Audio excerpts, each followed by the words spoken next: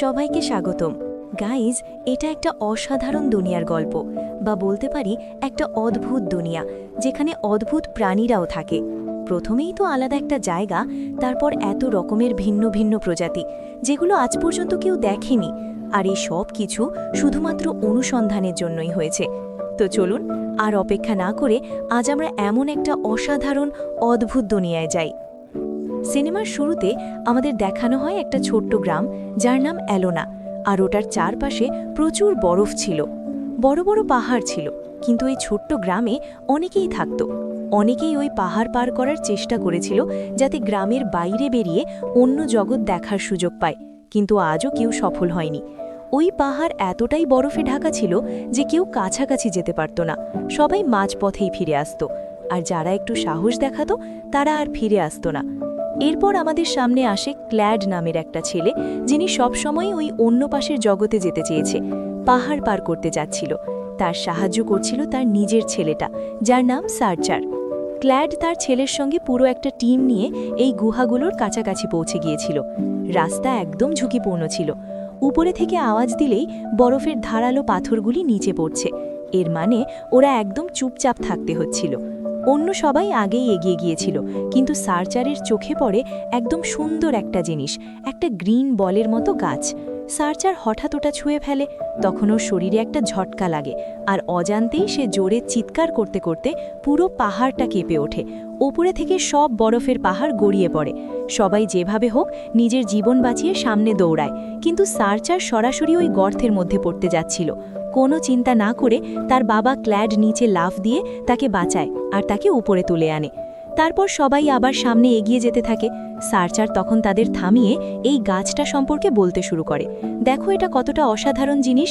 যদি আমরা এটা আমাদের গ্রামের মধ্যে নিয়ে যাই, ভাবো তো কতটা ভালো হবে।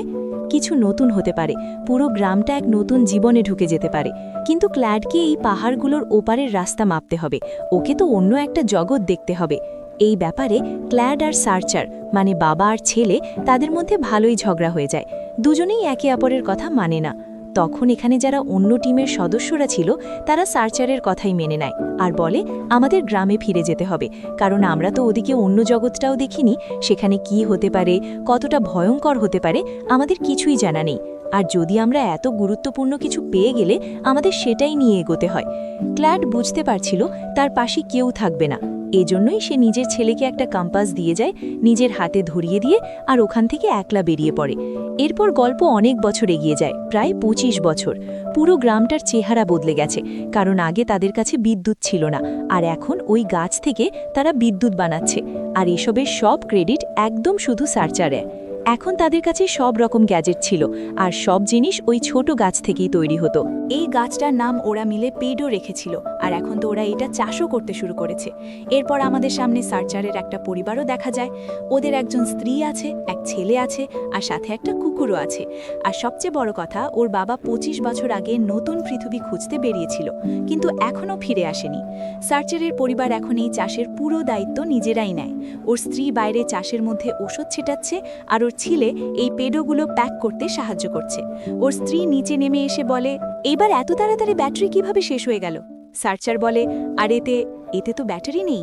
তারপর সে আবার কিছু প্যাডের ভেতরে ঢুকিয়ে দেয়, যার ফলে প্লেনের ব্যাটারি আবার চার্জ হয়ে যায়। কিন্তু তার বউ একটু সন্দেহ করতে থাকে যে এত তাড়াতাড়ি তো ব্যাটারি শেষ হওয়া সম্ভব না, আবার এইবার কেন এত তাড়াতাড়ি শেষ হয়ে গেল? কিন্তু সার্চার সেই ব্যাপারে বিশেষ কিছু দেয় না। কিছুক্ষণের মধ্যেই থ্যানের বন্ধুও এখানে এসে ঘুরে বেড়াতে থাকে, আর তাকে কিছু কার্ড ইত্যাদি দিতে থাকে। থ্যান জানতো তার দাদাজি খুব ওই বড় এক্সপ্লোরার ছিলেন, তিনি এই প্যাডোগুলো এক্সপ্লোর করিয়েছেন। এরপরও তিনি নতুন কোনো জগৎ খুঁজতে বেরিয়েছিলেন। এই সব কথা থ্যানের মধ্যে অনেক বেশি মোটিভেশন জাগায়, আর ওরও দাদার মধ্যেই বাইরের দুনিয়া খুঁজতে যেতে ইচ্ছে হয়। কিন্তু ওর বাবা সার্চার চায় ও শুধু একজন কৃষক হোক, যে সব সময় পেডোগুলোকে দেখাশোনা করবে। সার্চার আর থ্যান দুজনে মিলে শহরে যায়, আর অনেক প্যাডো মানুষদের দেওয়া শুরু করে। পুরো শহর যদি বিদ্যুৎ বুঝতে পারে, তার মানে প্যাডো সবাই বোঝে। সব মানুষ সার্চারের উপর নির্ভরশীল, পুরোপুরি নির্ভরশীল ছিল। শহরের মধ্যে সার্চার আর তার বাবার ক্লেটের বড় বড় মূর্তি লাগানো ছিল। ইথান তার দাদার ব্যাপারে জিজ্ঞেস করে, তখন সার্চার বলে, না, ও আমার মতো একদম ছিল না। ও কখনো মধুরভাবে আমার সাথে কথা বলেনি, বরং সবসময় নিজের মতোই চলত। এরপর সার্চার তার বাড়িতে পরিবারের সঙ্গে ভালো সময় কাটাতে শুরু করে। তখনই হঠাৎ তাদের পুরো বাড়ি কেঁপে ওঠে। সবাই বাইরে এসে দেখে তাদের বাড়ির বাইরে একটা বড় প্লেন এসে দাঁড়িয়েছে। ঘটনা হলো, ওই হেড রিসার্চারটাই ছিল যিনি ছোটবেলাতেও তাদের সাথে রিসার্চ করতে গিয়েছিলেন। তার নাম ক্যালিস্টো। সে সার্চারের কাছে এসে বলে যে পেডোর ফসলের সাথে কিছু তো গল্প আছে।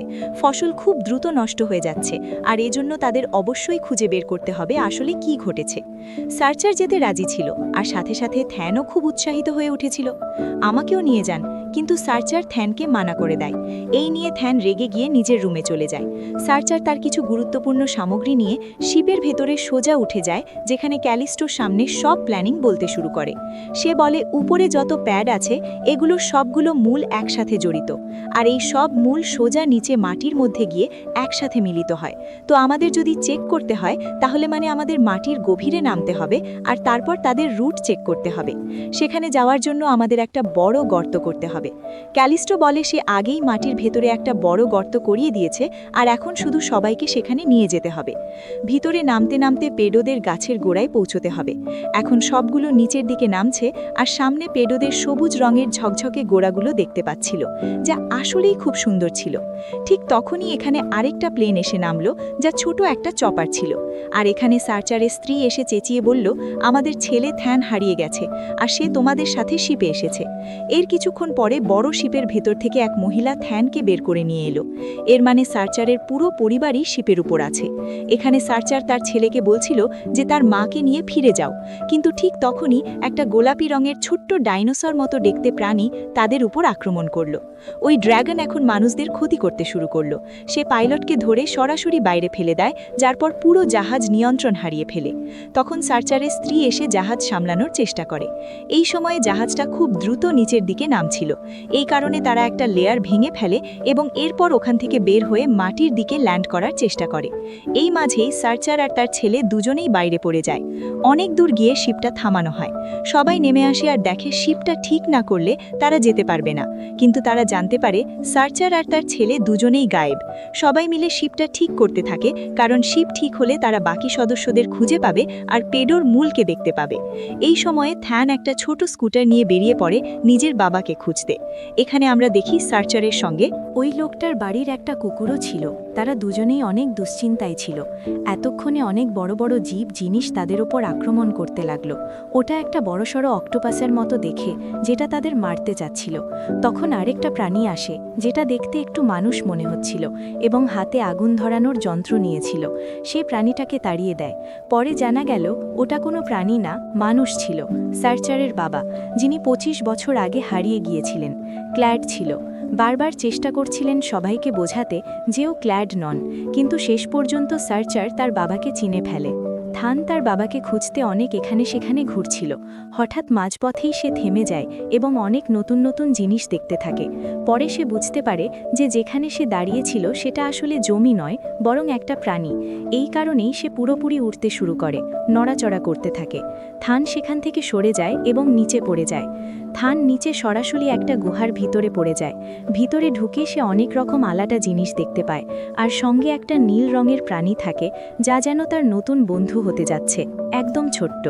ওই প্রাণীটাও জ্বালানি দেখে বুঝতে চেষ্টা করছিল আসলে ওই ছোট্ট জীবটার কাছে সার্চারের হেকি এসে গেছে, এবং থান ওকে দেখেই চিনে নিল আর জিজ্ঞেস করল, তুমি জানো এটা কোথায়? তখন ওই ছোট্ট প্রাণীটাও থানের সঙ্গে সঙ্গে চলে যেতে লাগলো। ক্ল্যাড তখন তার ছেলেকে গল্প বলল কিভাবে সে তার পরিবার ছেড়ে সামনে এগিয়ে গিয়েছিল। তখন তার পা এমন একটা জায়গায় পড়েছিল যেখান থেকে পুরো পাহাড় ধসে গিয়েছিল, আর সে এই জগতে পড়ে গিয়েছিল। তাদের সামনে প্রতিদিন নতুন নতুন প্রাণী আসত, কিন্তু তারা অনেক জীবজন্তুরা খুবই সাহসিকতার সঙ্গে লড়াই করেছে, তাই তারা এত বছর টিকে থাকতে পেরেছে। তারা অনেক চেষ্টা করেছে এখান থেকে বের হতে, কিন্তু সব চেষ্টা বিফল হয়েছে। তারা কখনোই রাস্তা খুঁজে পায়নি। কিন্তু এখন যখন তাদের ছেলে সার্চার এখানে এসেছে এবং তার সঙ্গে একটি প্লেনও এনেছে, তখন নিশ্চয়ই তারা এখান থেকে বের হতে পারবে। ক্ল্যাড এখানে আরেকটি কথা বলছে, সবচেয়ে ভয়ঙ্কর বিষয় হলো আমরা যেখান দিয়ে যাব সেখানে মাঝখানে একটা নদী আছে, যার ভেতরে ফুটন্ত অ্যাসিড আছে, আর আমাদের সেই নদী পার হতে হবে। এই দুজনকে বাঁচাতে হবে, তাই তারা এগিয়ে চলতে শুরু করে যাতে তারা জাহাজের দিকে যেতে পারে। তখনই মাঝপথে এই দাদাকে তার নাতি অর্থাৎ থানের একটা কার্ড হাতে লাগে। সার্চার সেটা দেখে চিনে যায় যে নিশ্চয়ই তার ছেলে কাছেই থাকতে পারে আর ওদের খুঁজতে এসেছে। যখন ক্ল্যাড জানতে পারে যে তার একটা নাতি আছে, তখন সে খুব খুশি হয় এবং এখানেই ঘুরে বেরিয়ে একটা প্রাণীর পিঠে চড়ে তার নাতিকে খুঁজতে বেরিয়ে পড়ে। আর থান যখন এগিয়ে যাচ্ছিল, তখন তাকে একটা বক্স মেলে যার ভিতরে অনেকগুলো পেন্ডু রাখা ছিল, তাই সে সেগুলো নিজের কাছে রেখে দেয়, হয়তো ভবিষ্যতে কাজে লাগবে। তারপর ওই ছোট্ট নীল রঙের একটা জন্তু আসে আর ভুল করে সে সেটাকে ছোঁয়ে, তখন তাকে একটা ভয়ানক ধাক্কা লাগে। মনে হচ্ছিল যেন হাতেই কিছু লেগে গেছে। তখন তার হাতেই একটা রুমাল বাঁধা হয়। তখনই বড় বড় জন্তুগুলো তাদের দিকে আসতে শুরু করে। ওই ছোট্ট নীল জন্তু চেষ্টা করে তাদের থামাতে, কিন্তু কেউ তার কথা শোনে না। ইধনও মারা যাচ্ছিল, কিন্তু ঠিক তখনই তার বাবা এসে পড়েন। ক্ল্যাডের কাছে একটা ফ্লেম থ্রোয়ারও ছিল, যার ফলে সে এই আগুন দিয়ে সেসব বড় বড় অক্টোপাসের মতো দেখতে প্রাণীদের দূরে ঠেলে দিত। কিন্তু তাদের সংখ্যা কমছেই না, বরং অনেক বেশি বেড়ে গেছে। একটার পর একটা আসতেই থাকছিল। তাদের কোনো অপশন ছিল না। তাই এই 3-4 সবাই একই খাইয়ের নিচে লাফিয়ে পড়ে, যেখানে আরও অনেক প্রাণী সাঁতার কাটছিল। যেন একটা সেতুর মতো তারা তাদের উপর দিয়ে সাঁতার কেটে সামনে এগিয়ে যাচ্ছিল। বাকি প্রাণীগুলোকে ক্ল্যাড তার ফ্লেম থ্রোয়ার দিয়ে পুড়িয়ে ফেলে, যাতে পিছনের সব প্রাণী এই পর্যন্ত পৌঁছতে পারেনি। এতক্ষণে সার্চারের স্ত্রী এসে পড়ে এবং সবাইকে বাঁচিয়ে নিয়ে নিজে সঙ্গে নিয়ে জাহাজের দিকে চলে যায়। তারা সবাই জাহাজের ভিতরে বসে সামনে যাওয়ার পথ খুঁজতে থাকে, যেখানে ক্লেড বলেছিল একটা অ্যাসিড নদী থাকবে, আর ঠিক তাই হয়। কিন্তু তারা বুঝতে পারে না এখান থেকে কিভাবে বের হওয়া যাবে। তখন থানের কাছে পাওয়া ছোট্ট নীল রঙের একটা প্রাণী সাহায্য করে। সে এই অ্যাসিড নদীর মধ্যে থাকা সবুজ রঙের অন্য প্রাণীদের সাহায্য চাইতে থাকে, যারা তাদের জাহাজটিকে নদী পার করিয়ে দেয়। কিন্তু এখনও উড়ন্ত বড় বড় অক্টোপাসরা তাদের পিছু ছাড়েনি। শেষ পর্যন্ত তারা কতক্ষণ আগুন জ্বালিয়ে রাখতে পারবে, কারণ তাদের কাছে আগুন শেষ হয়ে গিয়েছিল। তখনই ভিতর থেকে সার্চার আসে, যে সঙ্গে প্যাডোর বলগুলি নিয়ে এসেছে। সে একে একে বলগুলো ছুঁড়তে শুরু করে। তখন তারা বুঝতে পারে এই বলগুলো মারলে যারা তাদের ওপর আক্রমণ করছে তারা সবাই দূরে সরে যাচ্ছে। এরপর তাদের মাথায় একটা আইডিয়া আসে। তারা সব বলগুলো ব্যবহার করে তাদের টুকরো টুকরো করে এই জীবগুলোর ওপর ছুঁড়তে শুরু করে, যাতে তাদের জীবন বাঁচানো যায়। লোকেরা এক ঝামেলা থেকে বেরোতেই পারেনি, তখনই গোলাপি রঙের ড্র্যাগনরা তাদের পেছনে পড়ে গেল এবং অনেক দূর পর্যন্ত চলে এলো। এবার গোলাপি ড্র্যাগনগুলো আক্রমণ করার বদলে দুই পাশে এগিয়ে যাচ্ছিল, একসাথে চলছিল। আর এই শিপটাও তাদের পেছনে পেছনে চলে গিয়ে সরাসরি রুটস পর্যন্ত পৌঁছে যায়, সেই জায়গা যেখানে সব প্যান্ডাদের রুটস জমায়েত হয়। স্পষ্ট মনে হচ্ছিল যে এই গোলাপি ড্র্যাগনগুলো প্যান্ডাদের রুটসকে ক্ষতি করছে। তাই এর মানে হলো এই গোলাপি ড্র্যাগনগুলোকে মারা জরুরি। এ কারণেই গোলাপি ড্র্যাগনগুলোর আক্রমণ করার কারণে ওপরের সমস্ত ফসল নষ্ট হয়ে যাচ্ছে। এখন তাদের নতুন কাজ হলো এই সমস্ত পশুদের মেরে ফেলা, যাতে পেডোর ফসল ভালোভাবে গজাতে পারে। সেই নীল রঙের ছোট প্রাণী থানকে বারবার থামাতে চেষ্টা করে, বলে না এটা করো না, কিন্তু থান তার কথা বুঝতেই পারে না আর নিজের কাজে মনোযোগী ছিল। এখন সার্চার তার ছেলে থানকে সেই একই কাজ দেয় যা তারা তাদের বাড়িতে করত, অর্থাৎ সব গাছের ওপরে ওষুধ ছেটানো। ইদান এই কাজ কখনোই পছন্দ করত না, তাই এবারও সে এখানে ঝগড়া করতে শুরু করে যে সে ফার্মারের কাজ করতে চায় না, হতে হবে না, বরং ওকে এক্সপ্লোরার হতে হবে। এতক্ষণে তো ক্ল্যাডও এসে যায়, মানে ওদের দাদাও। তো সার্চার তার বাবার সাথে ঝগড়া করে, জিজ্ঞেস করে তুমি কেন থানের কথা উপেক্ষা করছো। ক্ল্যাড বলে আমি তো তার সাথে কথা পর্যন্ত বলিনি, তুমি আমার উপর কেন রাগ করছো। সবাই একে অন্যের সাথে ঝগড়া করতে শুরু করে। এসব কথা নিয়ে থান ওখান থেকে বেরিয়ে যায়। পিঙ্ক রঙের যেসব প্রাণী আসছিল তাদের ওপরে চড়ে চলে যায়। সার্চার তার ছেলেকে ফিরিয়ে আনতে যায়। তারা দুজন অনেক দূরে চলে এসেছে, বসে একসাথে কথা বলে। তারা মীমাংসা করতে গেল, কিন্তু ওই জায়গাটা অনেক বেশি ফোকসে ভর্তি ছিল। তারা শেষমেশ বুঝতে পারল যে তারা সেই পাহাড়গুলো পার করে এসেছে। ওই পাহাড়গুলো আসলে আর কেউ নয়, একটা অনেক বড় জীব, কারণ তাদের সামনে নিচে নীল জল ছিল, ওপরে আকাশ, আর সামনে তাকালে একটা বড় চোখ দেখা যেত। এর মানে হলো তাদের গ্রামটাই ওই বড় জীবের ওপর তৈরি, আর তারা যতটুকু ঘুরে বেড়াচ্ছিল, যতটুকু দৌড়াচ্ছিল, সবই ওই জীবের ভেতরের জগৎ ছিল। তারা ধীরে ধীরে বুঝতে লাগলো যে বড় একটা অ্যাসিডের নদী যা ওদের ধরা পড়েছিল সেটা আর কেউ না, এই জীবটার পেটের অ্যাসিড। আর আমরা এই জীবটার পিঠে বাস করি। সাথে ওরা বুঝতে পারে যে এই পিঙ্ক রঙের ড্রাগনগুলো ওদের দেখিয়েছিল ওগুলো এই বড় জীবটার ইমিউন সিস্টেমের অংশ, আর ওরা সবাই মিলে ওদেরকে মারছিল। প্যাডোর শিকড়গুলো এই বড় জীবটার ক্ষতি করছিল। কোথাও না কোথাও এই জীবটা ধীরে ধীরে মারা যাচ্ছিল, আর আমরা ওর ইমিউন সিস্টেমকেই মেরে যাচ্ছিলাম। যদি আমরা সব ইমিউন সিস্টেম মারা দিই তাহলে প্যাডোর শিকড়ও নিশ্চিহ্ন হয়ে যাবে, আর প্যাডোর শিকড় শেষ হয়ে যাবে। তো খারাপই তো হয়েছে ওদের শহর, তাই ভালো হবে সবাই মিলে ওই গাছের শিকড়গুলো ধ্বংস করে দিতে, যাতে ওই গাছ আর ওই জন্তুর ভেতর জন্ম না নেয়। আর পিঙ্ক রঙের ড্রাগনগুলোকেও বাঁচাতে হবে। এখন যখন ওই বাবা আর ছেলে ফিরে এসে সবাইকে বোঝাতে শুরু করে এখানে আসলে কি ঘটছে, কালিস্ট কারো কথা শোনে না, উল্টা পুরো পরিবারটাকে একটা ঘরের ভেতর বন্ধ করে দেয়। কিন্তু তখনই নীল রঙের ওই জন্তু, যে থানের খুব ভালো বন্ধু ছিল, তিনজনকেই ওই ঘর থেকে বের করে দেয়। এরপর তিনজনেই কন্ট্রোল রুমে ঢুকে পড়ে, যাতে তারা এখন এই শিপটা নিজেরাই চালাতে পারে। ইদান আর সার্চার দুটোই বাইরে চলে যায়, আর প্যান্ডোর যত গাছের শিকড় ছিল সব কেটে ফেলা শুরু করে। এখনও পর্যন্ত ক্ল্যাডো তাদের পাশে দাঁড়িয়েছিল, কারণ সে বুঝতে পারছিল আসল সমস্যা কোথায়। থান দৌড়ায় যাতে অনেকগুলো পশু তার দিকে আকৃষ্ট হতে পারে। এতক্ষণে সার্চার একটা বড় খাড়া খুঁড়ে ফেলেছিল, যেখানে বড় বড় পশুগুলো পড়ে গিয়েছিল। এখন যদি ওই পশুগুলো বের হয় সেটা স্পষ্ট যে এই শিকড়গুলোকে নষ্ট করে দেবে, আর সেটাই তো হয়। এই সব পাঁজরের গোড়া ভেঙে গিয়েছিল। এই ব্যাপারটা নিয়ে এই বড় প্রাণীরও হৃদয় দেখা দিতে শুরু করেছিল, কিন্তু এখনও ওটা ধরক ছিল না, একদম কালো হয়েছিল। তখন জানা গেল যে অনেক বড় বড় প্রাণী এখানে আসে, এমন প্রজাতি যারা নিজেদের ভেতর থেকে ছোট ছোট কিছু জিনিস নিচে ফেলে দেয়। এই প্রাণীরা হৃদয়ের ভেতরে ঢুকে যেন রক্ত সঞ্চালন ঠিক করে দেয়। আর এই যে এখন পর্যন্ত লাল রঙের প্রাণীরা ঘুরছে, আমরা বলতে পারি যে এটা রক্ত সঞ্চালন চলছিল। আর আবার একবার এই প্রাণীর হৃদয় ধড়কাতে শুরু করে। এর মানে হলো যে ছোট্ট গ্রামটা তাদের ওপর উঠে আছে, সেটাও একদম ঠিকই থাকবে। এখন সবাই বাইরে চলে এসেছে। বাইরে এসে দেখা যাচ্ছে এই প্রাণীটা আর কেউ নয়, এক টার্টল, এক কচ্ছপ, যেটা এত বড় পৃথিবীর মধ্যে থেকেও দূর থেকে দেখা যাচ্ছিল। এভাবেই এই স্ট্রেঞ্জ ওয়ার্ল্ড মুভিটা এখানেই শেষ হয়ে যায়। তো গাইজ, আপনাদের সবাইকে মুভিটা কেমন লাগলো অবশ্যই জানাবেন। তাহলে দেখা হবে পরের মুভিতে। ততক্ষণের জন্য টাটা।